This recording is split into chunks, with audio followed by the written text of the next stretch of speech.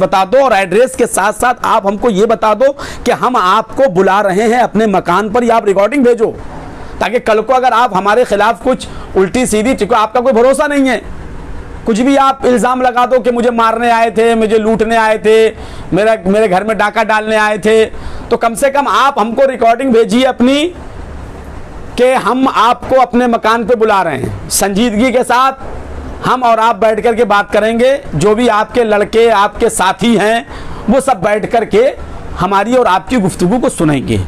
ताज़ियेदारी पर भी गुफ्तगू होगी। और आपने मौलवी ततहीर को कहा कि वो बहुत पाबंद सलात और बहुत जय्यद आलिम दीन हैं, इन लोगों ने उनको भी नहीं छोड़ा, उस जो है ततहीर मौलवी पर भी गुफ्तगू होगी। आपने मौलाना ज़ियाउल मुस्तफ़ा साहब की भी बहुत हम्दो सना की है, उस पर भी इंशाअल्लाह ताला हम गुफ्तगू करेंगे। आपने राजस्थान में जो है एक जुमला कहा, ओझड़ी खोरो हैं खबीसो, पता नहीं क्या क्या, अभी आपने क्या क्या इसमें बका कीमा और पता नहीं क्या क्या। खैर हमको तो वो तो आपकी वाहियात जुमले याद भी नहीं रहते हैं, उसके लिए हमको आपकी रिकॉर्डिंग चालू करना पड़ती है सुनने के लिए कि आपने उसमें बोला क्या। खैर वो तो एक अलग चीज़ है, वो तो आपकी अपनी ज़बान है, उससे समझ में आता है कि आपके अंदर कितनी सलाहियत और कितनी लियाकत है कि आप जब अपने मुखालिफ को अपने ऊपर भारी पड़ता हुआ देखते हैं तो फिर आप इस तरीके की वाहियात बातें करने लगते हैं कि कभी चाय के होटल पे चले जाते हैं तो कभी कहीं रोड के किनारे खड़े हो जाते हैं कि कम से कम अगर मुझे कोई मारने लगा तो कम से कम बचाने वाले तो रहेंगे। भाई तुमको मारना और नहीं है, हमको ना किसी को मारना है। और मैं सख्ती के साथ अपने नौजवानाने अहले सुन्नत से मैं गुजारिश करूंगा, बिल्कुल कतई भी आप इस तरीके की कोई भी बदतमीज़ी ना करें, मारने तोड़ने की या गाली गलौज की। ये काम गाली गलौज से ये मसला हल नहीं होगा, बल्कि उनको सामने आना चाहिए, वो हमको बताएं, हम आने के लिए तैयार हैं अल्हम्दुलिल्लाह। उनके घर पर भी आने के लिए तैयार, हमको ख़तरा नहीं है, उनको ख़तरा है कि हमको कोई मारे ना, और ये उनको एक झूठा ख़तरा है। ये अवाम अहले सुन्नत में एक जो है एक माहौल बनाना चाह रहे हैं कि देखो मुझे कहीं मार ना दें, मैं बिल्कुल एकदम तने तनहा हूँ। आप कभी बोलते हो कि मैं तनहा हूँ, मर जाऊँगा तो कोई टेंशन नहीं है, मुझे दीन की राह में शहीद हो जाऊँगा, और एक तरफ 25-50 लोगों को साथ में लेके चलते हो। ये क्या है? ये नाटक नौटंकी बेटा तुम्हारी ज़्यादा दिन तक नहीं चलेगी। और ये लफ्ज़ मैं इसलिए बोल रहा हूँ बेटा और मौलवी कलीम, ये मैं इसलिए नहीं बोल रहा हूँ कि मुझे तेरे से कोई ज़ाती टेंशन है, बल्कि तू जब हमारे मशाइख और हमारे पीर को, हमारे पीर मुर्शिद को जब तू उल्टी सीधी गालियाँ देगा और उल्टे सीधे अल्फाज से उनके नाम लेगा माज़अल्लाह, तो हम तेरा जो है हज़रत अल्लामा मौलाना, वो तो मैंने तो माज़अल्लाह ये सुना है कि अपने आप ही को कहता है मुफ्ती कलीम हनफी रज़वी, मुफ्ती कलीम हनफी रज़वी। हाँ, एक अकेला शेर है, तूफ़ान आने वाला है, तो तूफ़ान कहाँ जा रहा है भाई? कुरला में तू भी रह रहा है, कुरला में मैं भी रह रहा हूँ। और मैं ये बाई फेस जो आया हूँ ना, ये चंदी के लिए नहीं आया हूँ। समझ में आया कि जो तू जो यूट्यूब पर और व्हाट्सएप पे जो चंदा वसूलता है ना, मैं इसलिए नहीं आया हूँ। मैं ये इसलिए आया हूँ ताकि तेरे पास कोई उज़्र ना रहे कि मैंने उस मौलवी को देखा नहीं, मैं पहचानता नहीं, मैं जानता नहीं। देख, फेस देख ले और पहचान ले, और बता, जहां कहे वहां मैं आने के लिए तैयार हूं। और ये चाय की दुकान और रोड के किनारे ये दीनी गुफ्तगू नहीं होती है बाबू, हैं? ये जाहिलों वाली हरकत छोड़ दे, हैं? या आवारागिर्दी छोड़ दे और अपनी रविश पर आ जा, सही रविश पर। और अगर तुझको फ़ोन पर ही बात करना है, रिकॉर्डिंग पर फ़ोन पर बात करना है, तो फ़ोन पर भी बात कर लेते हैं। हाँ, फ़ोन पे तुझको फ़ोन का मुनाजिर है, तू मोबाइल फ़ोन का, तो आजा तू फ़ोन पर भाई बात कर ले। तो ये मैंने आपको ये इतनी बातें अपने उन नौजवानों के लिए कही हैं कि जो नौजवान इसके धोखे में आकर के इसके साथ में घूम रहे हैं। मेरे भाई, दारुल उलूम रज़विया गरीब नवाज़ में चले आओ, आपको जो कुछ भी समझना है, जो कुछ भी जानना है, और अगर आपको समझ में नहीं आ रहा है तो जो आप हमको समझाना चाहते हो तो हमको समझा दो ना। अगर जैसे आपके समझ में नहीं आ रहा, हम आपको समझा रहे हैं, फतावा रज़विया शरीफ पढ़ के सुना रहे हैं, तो अगर आपके समझ में नहीं आ रहा तो आप हमको समझा दो आके। हम ये भी गुजारिश हम कर देते हैं कि भाई आप हमको ही समझा दो आके। तो जो नौजवान लड़के इसके साथ घूम रहे हैं, मैं उनसे गुजारिश करूंगा इसके धोखे में मत आओ। ये बहुत फ्रॉडी है, बहुत बड़ा चालबाज है।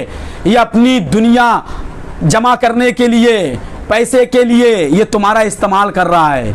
एक दिन जब तुम फंसोगे तो देखना, फिर तुम मेरी इस बात को याद रखना, याद करोगे मुझे कि कोई बता रहा था, काश अगर हम उसकी बात उस वक्त मान लिए होते तो आज हमारा ये हश्र ना होता।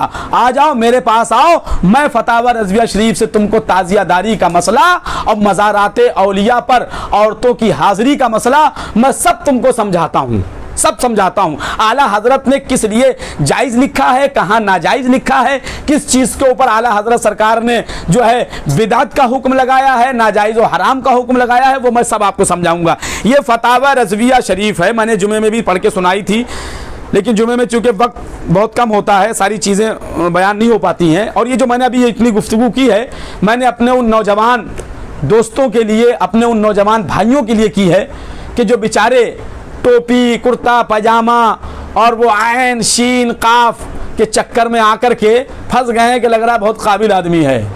तो अपने उस काबिल मुल्ला से कहो कि एक बहुत दिन से तू चैलेंज कर रहा था, मेरी कुछ तबीयत ठीक नहीं थी, बुखार, ये तमाम चीज़ें बरसात में मुझे हो जाती हैं, अल्लाह उसके रसूल के फजल करम से तबीयत मेरी बेहतर हो गई। मैंने इसकी तकरीर सुनी ही नहीं थी, मैं सुनता ही नहीं हूँ, लोग भेजते हैं तो मैं डिलीट मार देता हूँ, लेकिन मैं बहुत ज़्यादा टेंशन में था कि आखिर ये क्यों, क्या बोल क्या रहा है। तो जब मैंने इसकी राजस्थान वाली और मुमरा वाली तकरीर सुनी तो मुझे बहुत टेंशन हुआ इस बात का कि यार बताइए, माज़अल्लाह इतना धोखाधड़ी, ऐसी धोखाधड़ी, माज़अल्लाह रब्बिल आलमीन, और ऐसी वाहियात बातें, और अहले सुन्नत में इंतशार। मुहर्रम शरीफ चले गए, जो लोग मुहर्रम शरीफ के अंदर ताज़ियादारी करते थे, अब वो साल भर कुछ नहीं करेंगे। जब मुहर्रम शरीफ आएगा तभी वो ताज़ियादारी करेंगे, ताज़िया बनाएंगे या घुमाएंगे, कुछ भी करेंगे। मुरव्वजा ताज़िया करते हो या गैर मुरव्वजा, वो साल में एक मरतबा करते हैं।